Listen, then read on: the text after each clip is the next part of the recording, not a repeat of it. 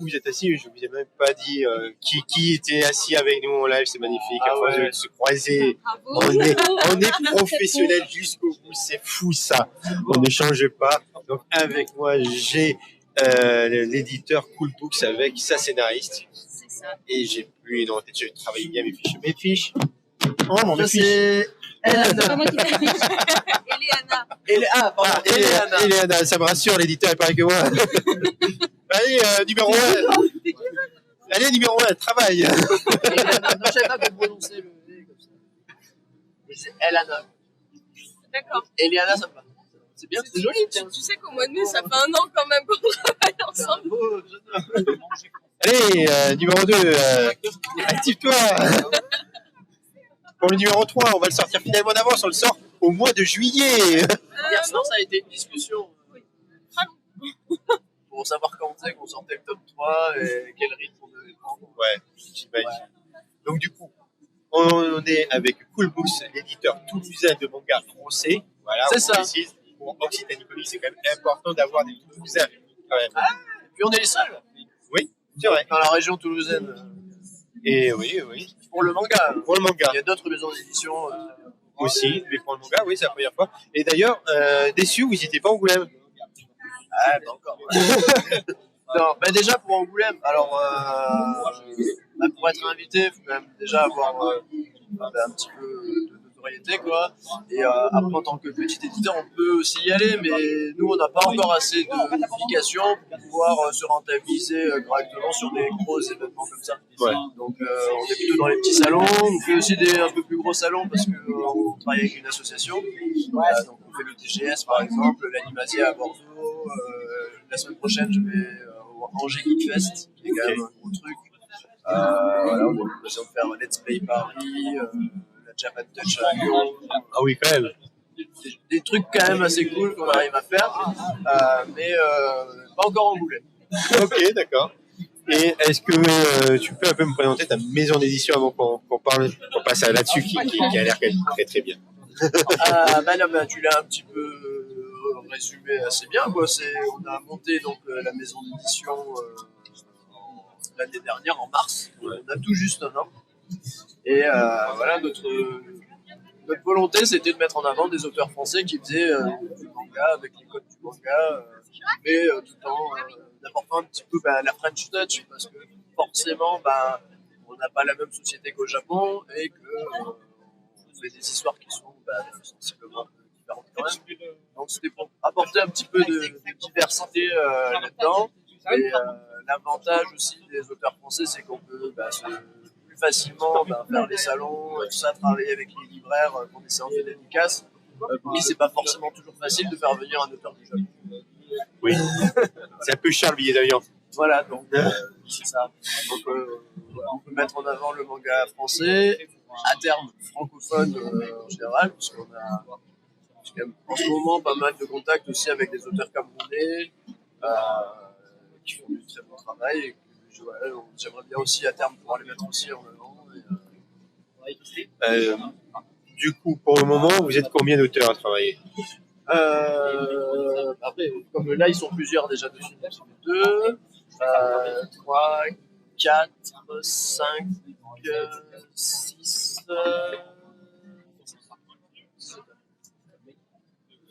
7 si on compte en scénariste. Mais... Du coup, ouais, on va dire 7. Voilà. Pour à terme, il y a un rythme de publication de combien? Alors, pas entre chaque tome, mais je dirais entre différentes séries en fait. Un tome tous les 2 mois. Le but c'est de faire un tous les 2 mois, donc ça fait à peu près 6 tomes. J'aimerais bien faire plutôt 7. Ouais. Et à terme, 1 par mois, c'est ce qui serait viable pour pouvoir vivre de notre activité. Mais il faudra embaucher avant, ce genre de choses. Donc pour l'instant, on se tient à un rythme entre 5 et 7 par an. Et voilà, on va voir comment ça déjà choper ce rythme. Ouais. Et après, on verra. Et du coup, un 7, comment, si moi, demain, voilà, vous voyez mes magnifiques dessins qui sont là? C'est plutôt mignon. Voilà.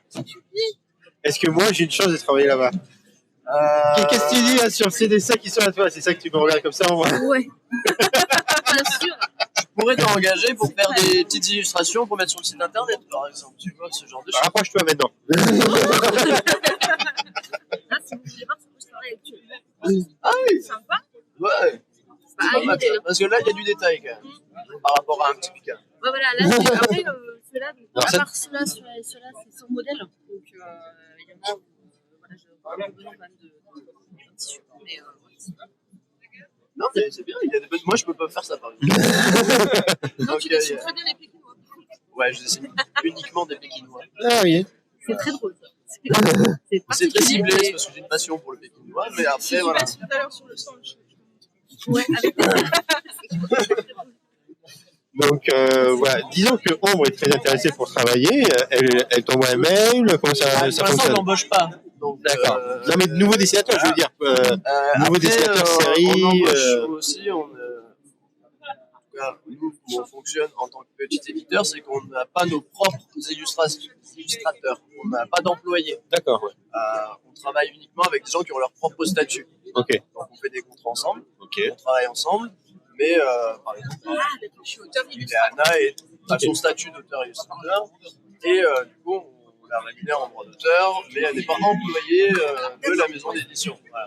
C'est pas rattaché directement dans le structure, en fait. C'est en collaboration. Voilà, on est en collaboration, mais elle ne fait pas partie de la structure en tant que telle. Ok, stylé. Donc pour l'instant, voilà, un jour, ce serait bien d'avoir nos propres illustrateurs. Oui. Pour l'instant, c'est pas encore possible. Voilà. Donc il faut plutôt te rapprocher de beaucoup plus grosses maisons d'édition si tu veux être employé pour faire des illustrations. Avec les petits éditeurs, rarement quelqu'un, personne. Du coup, on va dire qu'elle a son statut, elle t'envoie le manuscrit, si ça te plaît, tu l'édites. Voilà, alors c'est pas si ça me... Enfin, déjà, il faut que ça me plaise. Ouais, ben là, mais on a monté un petit comité de lecture dont Eliana fait partie. D'ailleurs, tous les auteurs avec qui on travaille sont appelés, s'ils le souhaitent, à faire partie du comité de lecture. Donc, on a des auteurs qui font partie du comité de lecture, la correctrice de la maison d'édition, moi-même, en tant que pour avoir un regard d'éditeur. On peut avoir des scénaristes et après des lecteurs un peu lambda. Ok. Voilà, soit qui nous connaissent à travers les réseaux à qui je propose parce que on discute. Okay. Soit des amis qui sont fans de manga, etc. Donc qui viennent aussi apporter un œil de lecteur, pas forcément professionnel, sur les projets qui nous sont présentés. Je trouve que c'est aussi très intéressant d'avoir. Comme ça permet de mieux les impliquer, se dire d'un point de vue purement marketing. Vu que tu les emploies, mais tu leur demandes beaucoup leur avis, intrinsèquement, ils vont peut-être un peu plus surveiller et peut-être acheter. Ah, c'est purement marketing. Non, mais non. Comme ça. Bah non, parce que c'est 2-3 personnes. Ouais, d'accord. Ça représente en termes de marketing. Oui, voilà. Non, mais c'est purement dégueulasse ce que je viens de dire. Hein. Non, mais je vois ce que tu veux dire. D'ailleurs, ce serait plus dans le cas où, par exemple, on ferait participer la communauté avec des votes ou ce genre de choses. Ouais. Mais là, c'est pas le cas. C'est vraiment 2-3 personnes et c'est une fois par trimestre. Ouais, d'accord. Oui. Donc ça niveau marketing, ça ne nous fait rien gagner de plus. Mais moi, je trouve intéressant d'avoir leur avis. En fait, extérieur, parce que nous, on va peut-être avoir un avis technique, et eux, peut-être plus sur le ressenti. Peut-être dans le guidon. On peut les voir depuis ce matin. Dans le guidon. Donc, ça nous fait un comité de lecture, on est entre 7-8. Des fois plus ou des fois un peu moins, mais voilà, une moyenne de 7-8 personnes. D'accord. Nous, on va étudier tous les projets qu'on nous a envoyés dans le trimestre. Ouais. On étudie même ceux qui, on sait qu'ils vont pas passer, parce qu'on fait toujours un rapport de lecture, c'est-à-dire que point par point, on donne des axes d'amélioration qui, pour nous, sont importants. Après, c'est toujours subjectif. L'auteur peut très bien dire non, c'est de la merde. Oui. Du propos.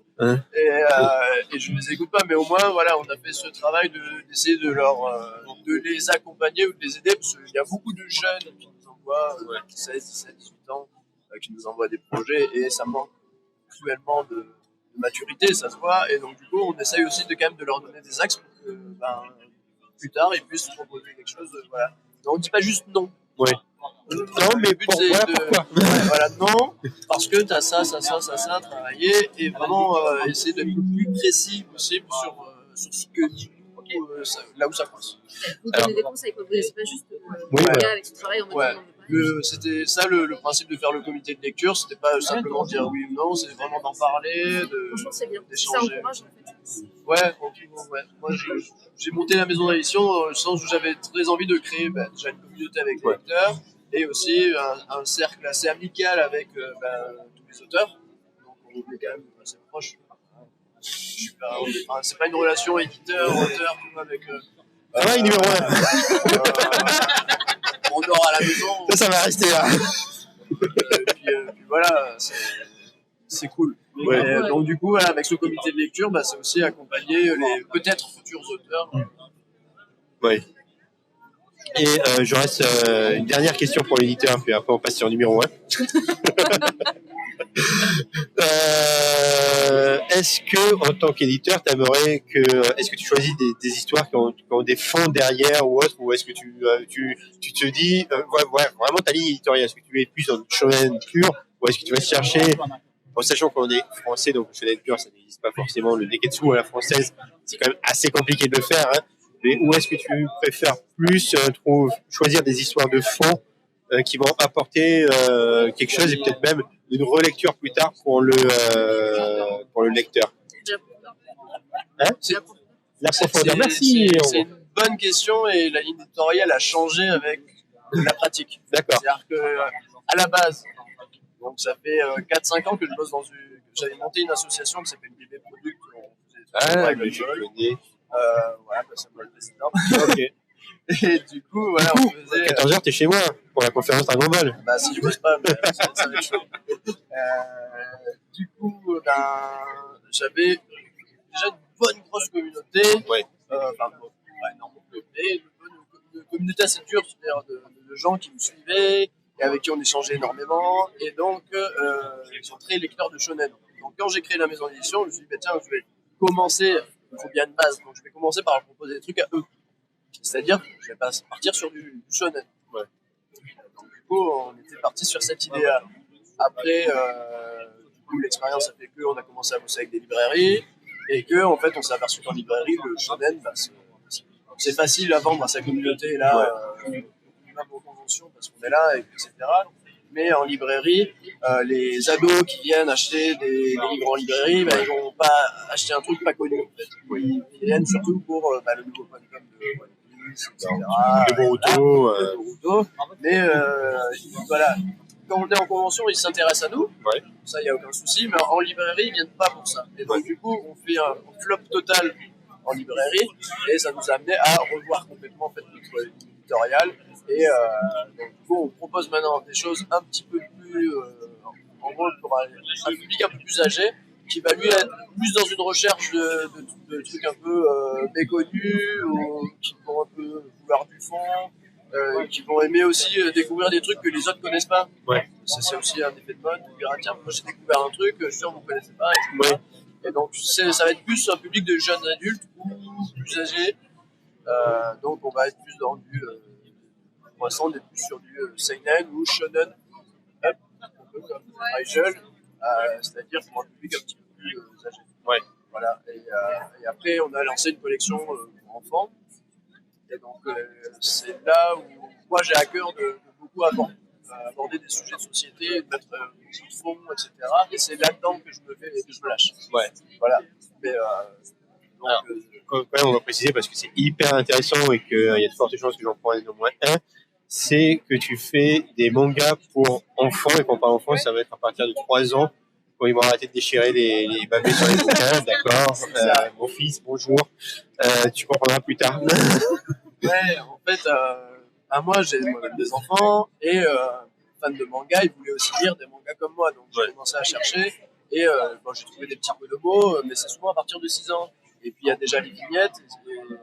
En dessous de 6 ans, c'est un peu compliqué de comprendre tout le système DVD, etc., etc. Surtout quand tu fais une lecture par enfant. Et là, c'est dans cette bulle. C'est un peu compliqué. Du coup, on a lancé cette collection à partir de 3 ans. Où ça va ressembler à des livres illustrés qu'on peut trouver comme Choupi, comme ça, avec un petit peu plus de fond. Et qui vont en fait être évolutifs. On rajoute petit à petit le concept des cases, des bulles, etc. Et ça deviendra petit à petit un peu de mots un peu plus classique. Mais on accompagner l'enfant dans l'apprentissage de la lecture, manga, BD. Ça se lit à l'envers. Oui. C'est en couverture dure et la feuille quali également. C'est pas, on n'est pas sûr. J'aime le toucher, hein, mais c'est pas ça. On est vraiment sur comme c'était pour à partir de 3 ans, on voulait un truc solide. Donc on a un papier à l'intérieur qui est de 170 grammes, qui est quand même assez épais, et à l'extérieur on a une couverture rigide, histoire que le truc, si il le jette par terre, ne soit pas complètement flingué en photo. Oui, voilà. Il y aura des petits chocs sur la couverture, mais il sera toujours lisible. C'est déjà bien.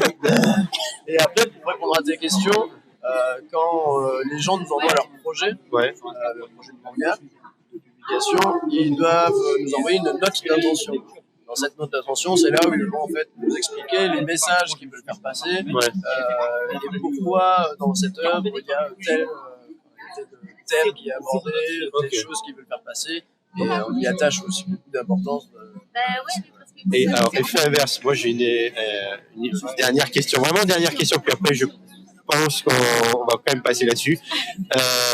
J'ai une imagination débordante. Je continue le jeu de rôle, j'écris des scénarios à foison, même pour m'amuser. Est-ce que, par exemple, je scénarise, j'ai un scénario pour une BD qui tient la route, d'après moi, et je me dis, j'ai pas de dessinateur. Est-ce que je peux envoyer le manuscrit et puis après trouver un dessinateur via Coolbooks ou pas du tout? Il y a Coolbooks ou non? Non, d'accord. Parce que du coup, on n'a pas de dessinateur dans la maison d'édition, comme je disais tout à l'heure. Du coup, on n'a pas de contact direct avec des dessinateurs qui seraient disponibles. Donc malheureusement, j'en reçois beaucoup des scénarios. Comme ça. J'ai reçu très rarement des offres de dessinateurs, mais j'avais dans l'idée de créer une association qui pourrait mettre en relation en fait les deux. Mais après, c'est du temps à développer ce projet que je ne fais pas encore. Donc pour l'instant, j'avais mis ça de côté, mais malheureusement, c'est vraiment la question. On travaille vraiment avec des gens qui ont leur propre statut. On est quand même extérieur, d'une certaine manière, au processus de création, et donc du coup, on ne met pas en relation. On ne prend pas de scénariste. Mais dans les grandes maisons d'édition, encore une fois, oui. Oui. Non, mais voilà, souvent, ils commandent un scénario à leur scénariste. Donc, tu fais un scénario sur tel thème avec je veux ça dedans. Hop, le scénariste fait le nom, il prend le truc, après il dit toi, tu vas le dessiner. Voilà. Ça marche par commande comme ça. Alors que nous, c'est plus des gens qui vont travailler un scénario, dessin ensemble et qui vont nous le proposer. Voilà. Ou alors, on a aussi le cas de scénaristes qui vont payer un dessinateur donc, pour faire des planches. Souvent, c'est un gros investissement parce que ça coûte de l'argent de faire des planches parce que ça prend énormément de temps pour le dessinateur. Donc, c'est un gros coût. Donc, soit il y en a qui font par du financement participatif, soit il y en a qui l'avancent carrément. Et du coup, après, ils ont un peu la pression. Ça fonctionne. Ils vont rembourser, mais on va leur dire attention, parce que dans une petite maison d'édition, on va faire un tirage à 1000 exemplaires. Même si on arrive à tout vendre, tu vas pas te faire une fortune et tu vas même pas te rembourser en fait, ce que tu as payé pour les planches. Donc, je déconseille de faire ça, à moins que ça se fasse en financement participatif avec des contreparties qui seraient chouettes. Mais sinon, je déconseille d'avancer de l'argent pour faire des planches, parce qu'à rattraper derrière, à moins que ce soit vendu à une grosse maison d'édition, mais c'est quand même difficile. Ce serait une perte d'argent. C'est compliqué d'avoir la semaine lancer la semaine comme ça ou autre. Voilà. Après, le mieux, c'est d'arriver avec un scénario, mais vraiment super stylé, et d'arriver de le présenter à un dessinateur et que le dessinateur ait un coup de cœur dessus, qu'il a envie de travailler avec toi et de partager les droits d'auteur. Et là, voilà. D'accord. Là, c'est le mieux. Mais c'est difficile parce que les dessinateurs, ils doivent vivre de ce qu'ils font. Ils n'ont pas forcément le temps de consacrer 6 mois à un projet qui va peut-être rien donner. C'est compliqué. J'avoue que j'ai pas la réponse. Non, mais c'est difficile. Intéressant. Au moins, comme ça, ceux qui pourront le suivre ou qui regarderont le replay, ils savent très bien qu'ils peuvent pas envoyer un scénario comme ça sur des ça fait super bien. Il y en a plein qui me disent ça, qu'est-ce que c'est chouette. Ça peut être chouette. Mais j'ai pas dessinateur. Le web, c'est aussi si vous faites un scénario, c'est bien d'avoir un scénario, mais moi, ce qui est presque plus important que le scénario, c'est la mise en scène. C'est comment on va dynamiser l'histoire, quels éléments on va mettre là. Et c'est beaucoup plus important. Tu peux avoir une super idée et en faire une grosse boucle. Donc du coup, des fois, on m'envoie des idées, je fais c'est bien, mais je ne peux pas te dire si au final ton truc ça va être bien. J'ai besoin de voir vraiment la mise en scène que tu vas mettre derrière. ça, si voilà, ne m'envoyez pas des idées de scénario. Faites plus ça. Donc, voilà, des idées de scénario, on a beaucoup, des super à chaque fois. N'importe quelle idée peut être une bonne idée de scénario, tout dépend de comment tu vas développer l'histoire. Ouais, d'accord. Et je pense que c'est une magnifique transition. Ouais, tout nomme pupitre. C'est pas le lien. Pas de soucis. Un de test. Je fais le perchis dans Star Wars. T'as le slip rose qui va avec? Zut. Et ça aurait pu être sympa, mais c'est maladie comme ça tout le week-end. Ah, ça peut être une idée de cosplay, c'est pas celle qu'on voit le plus. Oui, l'originalité, c'était pas important. Tout à fait. Du coup, est-ce que... Bonjour, enchanté. J'aime bien les chats. Allez, j'aime bien les chats.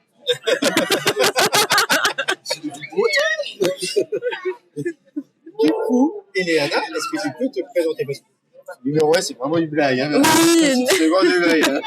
gentil. Voilà, moi je suis Eleana, je suis la scénariste et auteure sur Rigel Afterlife. Donc en gros, toutes les blagues un peu débiles dedans, c'est moi. D'accord. Voilà, j'assume. Et puis, ouais, un petit peu. Il y en a quelques-unes que tu m'as soufflé quand même. Oui, j'aime bien. Ouais, on aime bien.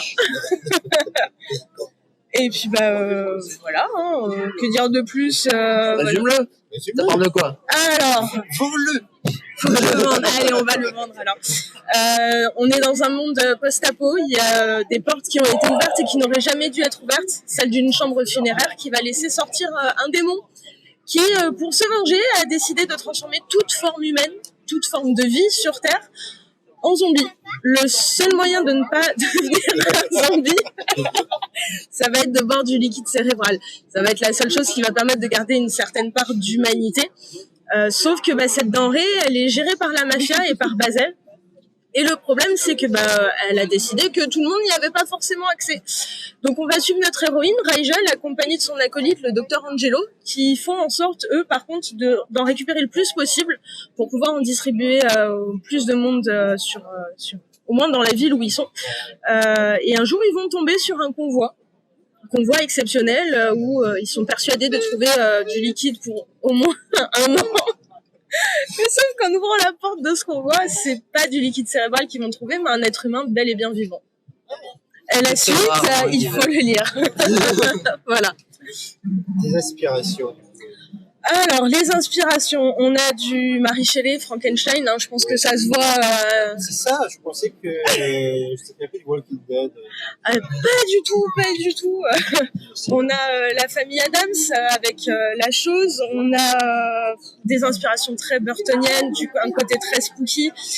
On a, moi l'endroit que je préfère, c'est dans le chapitre 4, on découvre le Dr Vega et là où elle vit, et ça fait très médiéville comme ambiance.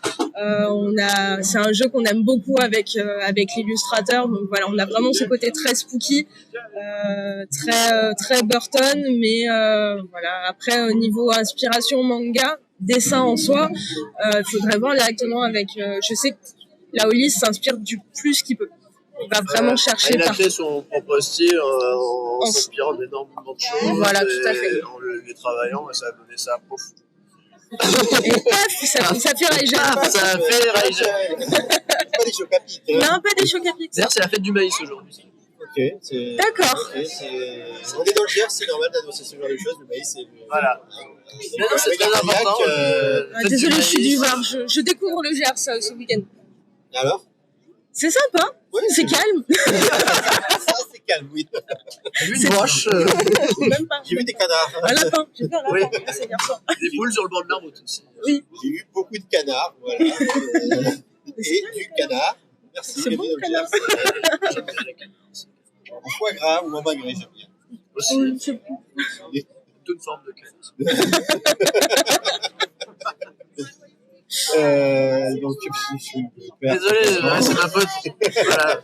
C'est le changement d'heure, ça. Une heure de moi, c'est paf. Ah, ça fait mal. Franchement, ça pique. Ça pique. Ouais. Ça pique. Ça et la fête. Ouais. Exactement. Une bière sans alcool. Wouhou, la fête. C'est vrai que nous, on a bu beaucoup, on a bu plein de bières sans alcool hier, ça. On a été sages. Ouais. C'est bien. Ouais. Ouais, il y avait du floc, il y a un peu d'armagnac, je sais pas s'il y avait de l'alcool, mais il était bon. Hein. Ça a nettoyé. Ça a nettoyé. Avec ça, un budget de 27, c'est sûr, c'est se brosser les dents. Hein. Ah bon? Bah, Oui. ouais, c'est important. Hein. Bien sûr. L'abus d'alcool est dangereux pour la santé. C'est vrai. Rappelons-le quand même. Les enfants, ne vous lavez pas les dents avec du Jet 27. C'est pas bon. C'est du Jet 31 qu'il faut utiliser. Très bien, on est très bien dans l'ambiance occitanie-conique, on est parfait. Du coup, comment t'as trouvé ton dessinateur? Alors en fait c'est lui qui était déjà sur ce projet à la base. Il y avait que le premier chapitre de fait, ça devait être présenté à Magic Monaco, qui est un concours en fait spécialisé pour le manga. Il fallait faire 45 pages. Ils ont fait les 45 pages avec Shaiton au début et ils m'ont montré les pages. J'ai fait les gars, faut corriger les fautes avant de l'envoyer. Et on n'a pas forcément eu de réponse de la part de Magic Monaco, donc ils étaient prêts à abandonner. Je leur ai dit non, en fait, il y a du potentiel sur Raijal. On continue, on trouve ensemble des scénarios, on trouve ensemble une histoire, on trouve ensemble une suite, mais on lâche rien en fait. Vraiment, on lâche rien. Et à partir du tome 2, à partir du chapitre 2, voilà, il y a un peu plus d'idées qui sont à moi. Et c'est principalement, l'idée principale, c'est vraiment celle de Laolis. D'accord. Et est-ce que, en tant que scénariste, ton dessinateur a le droit à la parole? Bien sûr. Ou est-ce que c'est nine, Non, c'est ça? non, c'est, on travaille vraiment. Raijal soit comme ça sur la couverture, pas la main en bas, vers le haut, comme ça, pour saluer les gens. On travaille vraiment en équipe. Ça va être, on va se faire des brainstorming où c'est bon, bah tiens, pour le tome 3, j'ai telle idée. Ah, mais et si on essayait de faire ça pour lier les deux? Voilà, moi j'ai cette idée-là. On essaye vraiment de travailler en cohésion. C'est le but du jeu, c'est que ça reste vraiment un travail d'équipe, et on fait en sorte aussi de beaucoup travailler avec Tony et Isabelle. On n'hésite pas à venir vers nous en leur disant bon voilà, on a telle idée pour le tome 3. Par exemple, je parle du tome 3 parce que le tome 2 est déjà parti. Voilà, il va pas tarder à sortir. Mais voilà, on n'hésite vraiment pas à travailler avec eux, à leur demander ce qu'ils en pensent. Si voilà, c'est tout le monde a son mot à dire. C'est vous. Tout le monde a son mot à dire dans l'histoire. Je n'ai pas l'exclusivité, j'aime pas ça. Après aussi, mais c'est vrai qu'il y a des scénaristes qui sont qui veulent que les choses soient vraiment comme ils sont pensées. Après, c'est vrai que quand on bosse avec comme nous, avec justement chacun leur statut et tout ça, ou quand tu vas trouver un dessinateur, que tu vas le faire dessiner ton scénario et que tu vas pas le payer tout de suite ou quoi, t'as pas intérêt à ne pas lui laisser un minimum de liberté parce qu'il va t'envoyer chier très vite. Donc ouais, et je pense que voilà, après souvent les dessinateurs ont envie aussi d'écrire leur propre histoire. Donc quand ils viennent à dessiner l'histoire de quelqu'un d'autre, il faut que ça se passe en intelligence et avec un minimum de liberté des deux côtés. Il faut vraiment bien s'entendre. S'il y en a un qui est au-dessus de l'autre, etc., ou qui va donner des ordres, ça risque d'être compliqué et que le projet n'arrive jamais à terme. Alors, j'ai vu dernièrement une interview de Jon Favreau, ce directeur américain, qui disait qu'il était, quand il avait écrit la série de Mandalorian sur Disney+, il avait déjà les grandes lignes de la saison 4. Est-ce qu'en tant que scénariste, c'est à peu près la même chose? C'est ça. Pour garder un monde cohérent, est-ce qu'on ne fait pas les lignes? Là, tu vas commencer l'écriture de tome 3. Est-ce que tu as déjà les grandes lignes du tome 4? Oui, quand on a commencé déjà sur le tome 1, on savait qu'avec Tony, on avait dit ce sera 4 tomes. On savait déjà comment allait se dérouler le gros du fil conducteur sur les 4 tomes. Après, on brode à droite à gauche, on rajoute des idées, mais il faut penser à ce qui a été dit dans le tome 1 et dans le tome 2, histoire que tout reste cohérent. Mais ouais, on a principalement toute l'idée principale tirée du début à la fin. En même temps, quand on a signé le contrat, on a décidé d'un nombre de tomes. Ouais. Et du coup, il fallait savoir à peu près où on allait, ou au moins un arc narratif avec un début, une fin, et savoir où. Voilà. Après, je sais que je suis en train d'écrire un scénario, et c'est vrai que bon, il y a les histoires qui sont au milieu, mais il y a aussi à penser tout l'univers en fait. Et l'univers est des fois beaucoup plus étendu que ce que tu vas raconter en fait. C'est notre cas. C'est notre cas. Voilà. Je sais, c'est pour ça que je dis ça, c'est que voilà. Spin-off. Alors, on va déjà voir ce que donnent les 4 tomes. Alors, on se calme, Voilà. l'éditeur à côté. Non, justement, l'éditeur, voilà. Je veux faire un hors-série en plus. Ah. Donc là, on est en négociation. J'ai très envie de sortir un hors-série sur le personnage qui est derrière, qui est Bazel, et qui est la première protagoniste. Qui a un background qui est quand même vraiment intéressant, qui est la chef de la mafia en question, qui contrôle le liquide cérébral. Et voilà, elle a une histoire qui peut être très sympa et qui peut être super à développer. C'est pour ça que j'ai envie, à la fin des 4 tomes, de tenter un petit hors-série, parce que ça me paraît chouette. Ok, j'ai une autre question, mais c'était pas une question de parce que généralement, quand on oublie, on dit c'est une question de j'ai une plaque en neurone qui est enfumée par plein de choses qui s'est passé hier soir. Non, enfumé, non, il est noyé plutôt. Il y a des émanations. Non, c'est plus la question qui vient en tête. Non, c'est de la Ça te reviendra. Ça me reviendra peut-être. Je reviendrai avec la caméra au plein milieu La question. au plein milieu avec des personnes à côté. Ah, c'est ça ma question. Non, mais pour en revenir un petit peu à ça, c'est que l'histoire de Rachel Afterlife, ça se passe dans un univers qui est beaucoup plus étendu, notamment sur l'histoire des démons en fait, qui entourent en fait, cette malédiction. C'est ça, c'est un rapport complexe. Donc il y a tout un lore, un univers en fait, de Laolite et compagnie. Et en gros, voilà, il y a aussi moyen de faire d'autres histoires sans forcément que ce soit rattaché à ces personnages-là. Ouais. Il y a tout un lore déjà pensé en fait à l'origine dans lequel il va faire ses histoires. Écoute, à la rigueur, si vous faites un spin-off, c'est pas forcément utiliser les personnages. Il faut pas faire une non, ce sera clairement pas ça. C'est pas notre but. Le spin-off qu'on veut faire, ce serait un tome, voilà, hors série comme ça. Oui. Et après, sinon, s'il y a d'autres mangas qui seront faits, etc., ce sera pas genre une suite ou après ou en avant. Ce sera plus une autre histoire complètement là. Peut-être qu'on va avoir des clins d'œil et en fait, des références, relier certaines choses, mais chaque histoire pourra se lire indépendamment et pas forcément. Tout à fait. Ne sera pas forcément connecté. Voilà, il y aura juste des petites choses qui diront ah ouais tiens tel démon, ben, c'est peut-être celui aussi qui est là-bas. Voilà. La question magnifique. On a été en Angoulême premier. On a eu l'honneur de rencontrer Jukito Sensei en interview avec d'autres intervenants. Et il nous disait qu'il relisait plusieurs fois ses œuvres. Il était obsédé par la relecture de ses œuvres et que finalement il a tout le temps que de ça que de relire ses œuvres parce qu'après il a beaucoup de travail. Donc entre les nouveautés, ses œuvres, avec le travail, il a préféré ses œuvres pour éviter tout problème au niveau de sa continuité. De ce point de vue, pour une vraie continuité, par exemple sur le personnage de Sochi qui a eu des tas et des tas de publications sur plusieurs années. Est-ce que pour toi également, Rachel a fait tu relis plusieurs fois pour éviter des problèmes de continuité ou que c'est en 4 tomes et que tu enchaînes tout, c'est assez facile? Alors, c'est en 4 tomes, donc déjà c'est facile. J'essaye de me souvenir de tout, mais il y a des moments, par exemple, quand on a écrit le tome 2, j'avais toujours le tome 1 à proximité pour être sûr de pas faire d'incohérence dans le scénario, pour se rappeler, voilà, on a tel personnage qui a telle cicatrice à tel endroit, faut pas qu'on la dessine dans l'autre sens. Par exemple, on a une telle activité qui se passe à tel endroit dans le manga, voilà, essayer de garder le plus de cohérence possible. Mais Laoli, c'est pareil, quand il dessine, il a toujours le tome 1 à côté de lui, au cas où, pour se rappeler tout simplement d'un design bien particulier, comment il avait fait, pour pas garder le plus de cohérence possible. Après, réellement, et sincèrement, je n'ai pas encore pris le temps de le relire en entier, tome 1.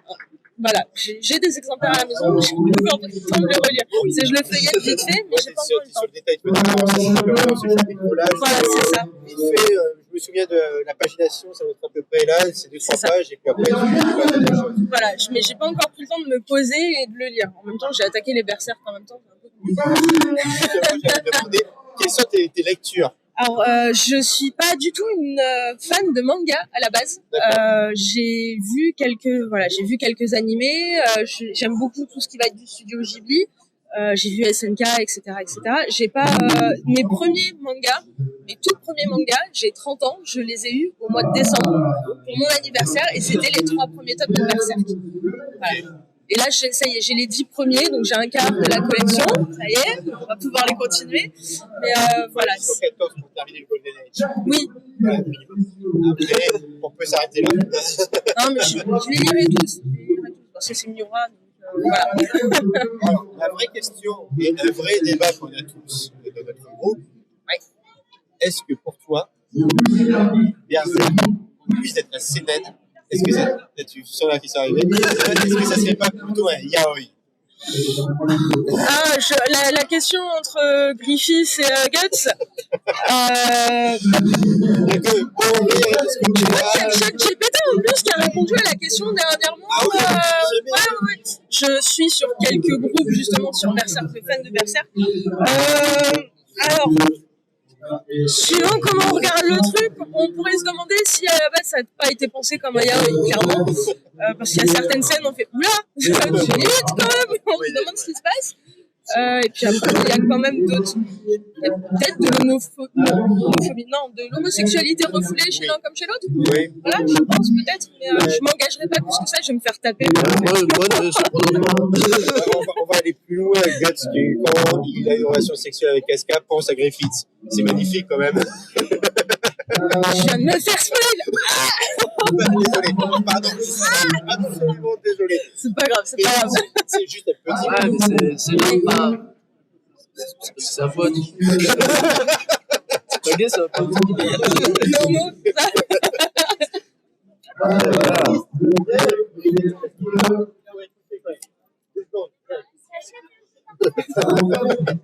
ça. Il se dépêche. J'ai cours, ils veulent. Fury qui veulent. C'est un rat, ils veulent pas envoyer. Ça marche vite, le rat. Est-ce que c'est un rapport avec la semaine? Non, c'est un rapport avec Berserk. D'accord. Madame lit. Un super yaoi. Berserk. Un super yaoi, du coup. Il a un invité très tranché déjà en fait. Donc, du coup, j'ai spoilé un peu la scène où Guts a une relation sexuelle avec Casca. Ah, tome 14, je me souviens. Et monsieur, ici présent, monsieur. Page 238. Il commence à dire oui, non, mais c'est juste un bon ami, quoi. Est-ce que... Non. Parce que voilà. Si c'est pas explicitement dit que c'est du yaoi, c'est Si tu couches avec un mec, mais que c'est ton pote, c'est pas gay, c'est ton pote. Bah, c'est un plan cul, quoi. Ah ouais, mais en fait, le jeu a l'air très bien, mais la conversation a l'air très bien. Alors, ce que je fais, c'est que je vais me mettre à cheval entre les deux stands, voilà, pour écouter tout ça. Non, mais quand même, c'était intéressant. Tout le tome 1? Non, je viens de finir le tome 3. Ouais, bon, t'es pas, ouais, mais en fait, ouais, elle n'a pas encore arrivé à l'âge d'or. Elle a pas arrivé à Jeune arc. Non. Et tu verras, la relation est ambiguë, on va dire. Mais j'ai vu l'animé de 97, donc déjà rien que là-dedans, la première fois qu'il rencontre les filles, on fait ça pue un peu les un petit peu, un petit peu beaucoup. De toute façon, on a trop catégorisé, maintenant les choses vont se mélanger. Moi, souvent, avoir un personnage homosexuel, il n'y a pas de souci, au contraire, ça va. À l'époque, ça regardiste, faut juste. Oui, clairement. Voilà, t'es en mode. Vu que les gens, des fois, sont trop. Non, c'est pas vrai, c'est pas dit, c'est pas montré. 2 anciens d'Occitanie Comics chez qui on a logé hier soir pour le jeu, c'était non mais non, ouais, C'est un blasphème. Pourquoi pas. Si tu suis l'histoire, tu verras que le personnage de Griffiths a déjà eu des rapports homosexuels. Oui, tu vois, avec. Il a couché pour réussir, voilà, on va pas se mentir. Que tu sais qu'il a eu des rapports homosexuels. Après, c'est dans un dictionnaire. J'ai moins consenti. Et puis t'as les scènes vraiment où si je viens contre toi, tu pourras faire de moi ce que tu veux, même me ramener dans ton lit. Oui, tu es à moi, maintenant tu es à moi, voilà, rien que dans certaines phrases, je comprends, quoi, il n'y a pas besoin de... Voilà, ou quand le mec il couche avec une fille, tu vois clairement qu'ils pensent à l'autre, t'es en mode. Voilà, faut arrêter de fermer en fait. faut arrêter de fermer les yeux. Faut bien se motiver. C'est juste pour ça. C'était très drôle. Merci. Ils vont péter les plombs, je dis putain, c'est d'expliquer les règles. Chaque fois, il y a un truc qui nous empêche d'expliquer les règles. C'est quoi le jeu? C'est un jeu qu'ils sont en train d'auto-éditer et ça a l'air d'être du coop où bah, un peu roguelike, tu vas te stuffer pour aller péter du gros mob après. Un peu SF et tout, ça a l'air grave cool. Et bah, Les parties doivent être longues. je crois qu'ils étaient calculés 30 à 35 minutes par joueur. Ah, Voilà. bon, mais ça va, enfin, 1 heure, ça va, 1 heure, ça va. Là, on est 4, du coup, là, je pense qu'on va faire une partie express, explication de règles, tout ça. Mais ça a l'air grave Parce cool. qu'il est quasiment midi. Ouais, je sais, ouais. 14h, on a la conférence, on a mangé avant. Moi, je suis là, je pense qu'on va expliquer son règle. Et après, je pense qu'on fera un live avec eux pour présenter. C'est vraiment intéressant de faire un live pour faire du jeu avec lui. Ouais, mais en plus, le jeu. Faites le jeu en live. Ouais, c'est fait. Ah, ouais, carrément. Et ils sont encore effet, donc on va se déplacer où ils se déplacent. Je ne vais pas me demander, mais ça serait quelque chose de bien plus intéressant. En fait, j'expliquerai, en fait, je voulais venir là, mais j'étais peut-être trouvé du travail, donc tu vois, c'était plutôt sympa. Ok, Sur ce, je vous laisse continuer. Hein. Je passe au Merci. parce que ça a l'air vraiment cool ce que vous proposez. J'ai pas eu le temps de passer, parce que voilà, mais ça a vraiment l'air cool. T'inquiète, on a le temps. Bah oui, dans toute la journée. Voilà, tout à fait. Bon courage. Merci. Et puis, je vais vous inviter à rejoindre le son. Oui, on va y aller. Non, on pourrait en parler déjà. On ne peut pas s'arrêter. Il faut qu'on aille travailler. Oui, un petit peu. Parce que là, Ulysse, il est tout Ah, maintenant. Pourquoi pas en parler quand le numéro 3 sortira en décembre 2022. Janvier 2024. Wow, Normalement. Oui, vous êtes les Bah, premiers. de toute façon, lundi, il faut que je pose les dates. Ouais, ce voilà, sera officiel exclusivité Twitch. Exclusivité Twitch, pareil, bien after live. Tome 3 de janvier 2024. Et tome 2, déjà, le 5. 5 mai. Le 5 mai. Pourquoi pas le 4 mai pour le SRSD? Alors, parce qu'il faut savoir que quand on travaille avec un distributeur, ils ont chaque distributeur un jour. Notre distributeur qui est magasin est placé sur les vendredis. Donc, voilà. On a le choix dans les dates de sortie, c'est pas les éditeurs qui décident.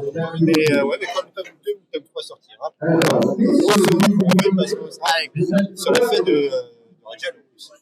Quasiment. Bah, ouais.